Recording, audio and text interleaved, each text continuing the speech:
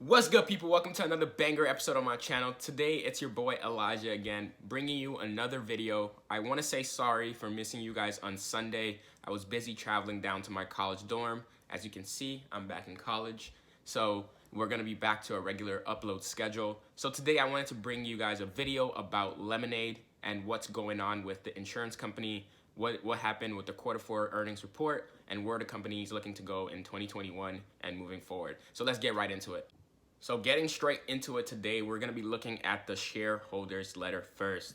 So let's take a look at what they have to say. So first things first, we can see here is the in-force premium, and we're gonna go into detail about what these little things mean. So first of all, in-force premium is the total aggregate of premiums that customers are paying to the company. So we can see that they have over 1 million customers, and each customer here, the premium per customer is 213.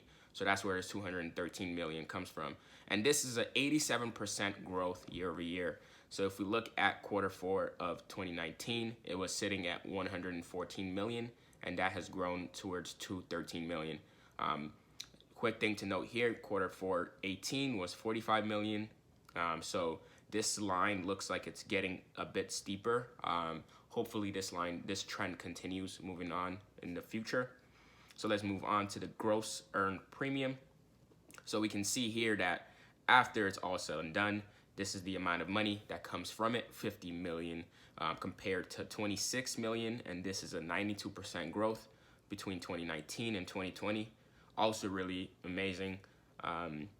Moving on to the final one here in the highlights is the annual gross loss ratio. So this is the amount of loss when losing customers. So whenever they lose a customer throughout the years, this is the amount of customers they lose over time, which is seems to be going lower. So this is seen a drop of 10% year over year, which is really impressive.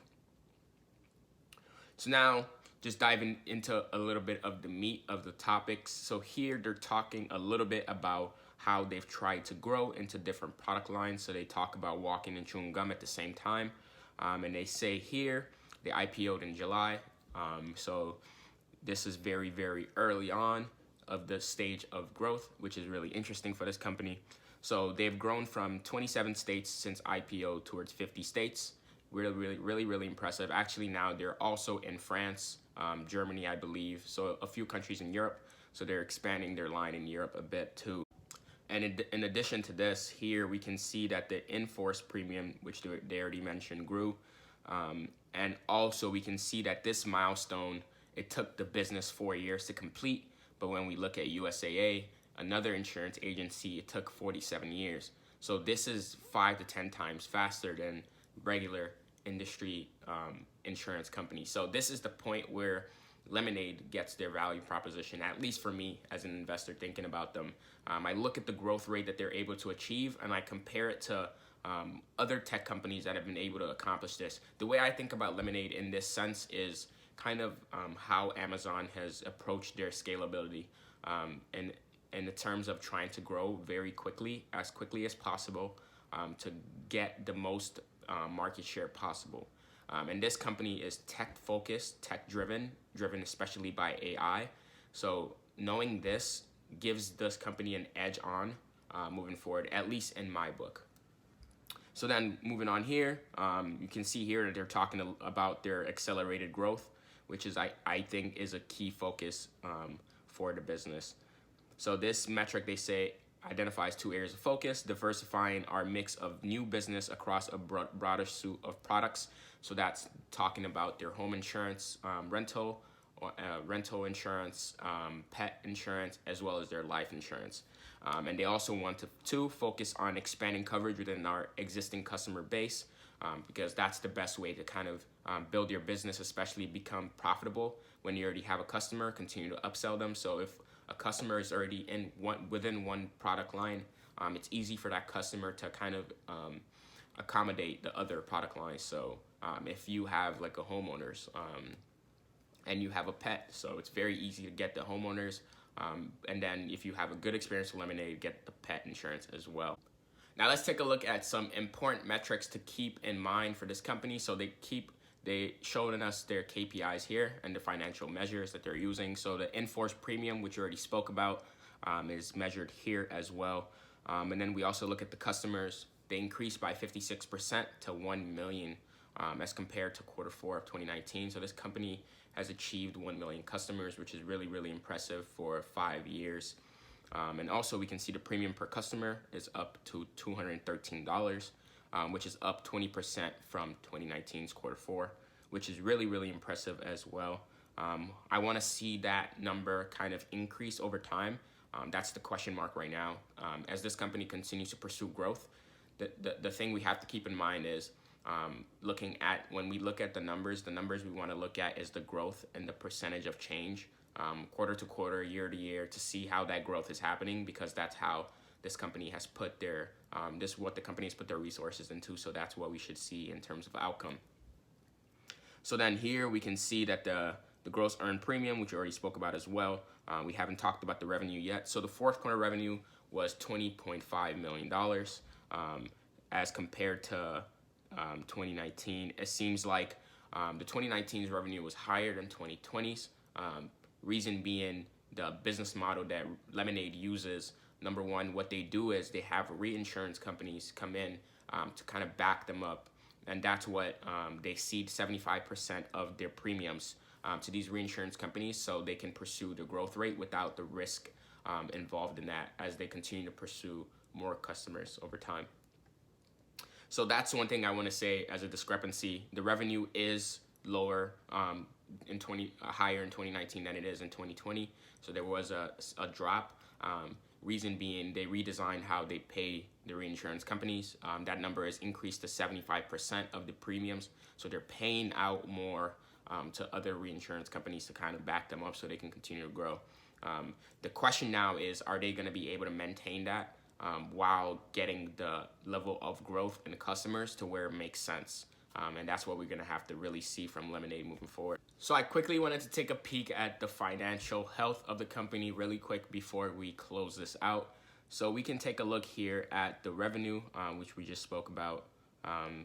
We can see here the quarter four specifically is sitting at $20.5 million compared to quarter four of 2019, sitting at $23.5 million. And the two things we can see here that looks very different is one, the ceding commission income, which looks to be 7.9. So this is insurance that Lemonade seems to be possibly offering other insurance companies. So this is like another reinsurance policy type measure. I didn't really see so much about what this is. So this is another question I kind of have in terms of what is this going to look like moving on? How is this going to grow? What is the plan behind the ceding commission income? And is that going to be a staple in the business line moving forward?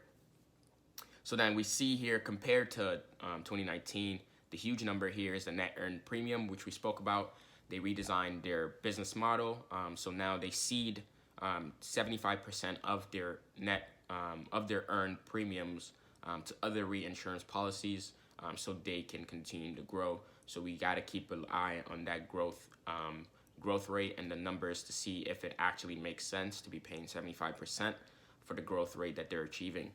So then we can see here also that their expenses, we spoke about again, there seems to be just other insurance expenses, loss and loss adjustment expense, sales and marketing, tech development, which seems to be on the heavier side now. Seems like they're doubling down. If you look at the entire scope of the year, it's doubled the amount of money that they're putting into the technology. And the technology, like I say again, in my opinion, this is the bread and butter of the company. So I think this makes a lot of sense to double down on that investment to continue to grow. I don't think they need as much sales and marketing, which is where we see that drop here. Because the network effect of the company itself, they have 1 million customers, grown with a 4.9 out of 5 star rated. So the network effect within that customer base is going to spread like wildfire. Customers are going to tell their friends, they're going to tell their family members, and that's the best way to acquire customers, by making your customers your advertisers. And I think customers are willing to do that because they love the product, they love Lemonade, they love the insurance policy. So I want to see how that continues to grow without this emphasis on sales and marketing as much as before. So then we can take a look here. They do net loss, which is where everything kind of comes down to. It's more, the total expense is higher than the revenue they're bringing in. And this is a company pursuing growth, so we don't know how early we will see that that profit kind of come in. So, we got to keep an eye on that.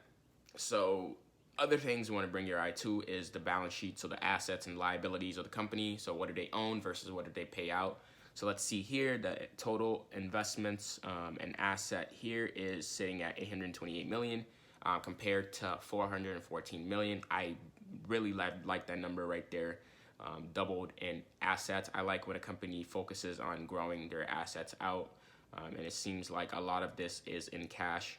So this most likely came from the IPO when they released more shares to the public and raised cash through that. So I'm guessing that's how that cash kind of comes in. So then let's take a look at the total liabilities here, sitting at 287 million. Very, very sweet spot right there. And it seems like a lot of it is unearned premiums for the company. So one thing here as well, if we look at the shareholders' equity and take that into account, we can see that it's balanced sheet out.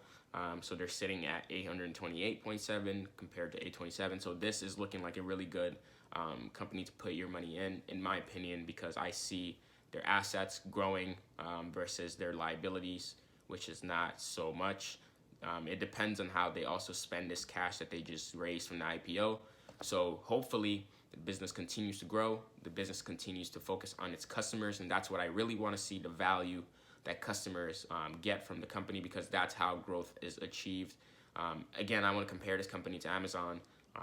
Focusing on customers, focusing on market share versus focusing on profitability in the long term worked out for Amazon.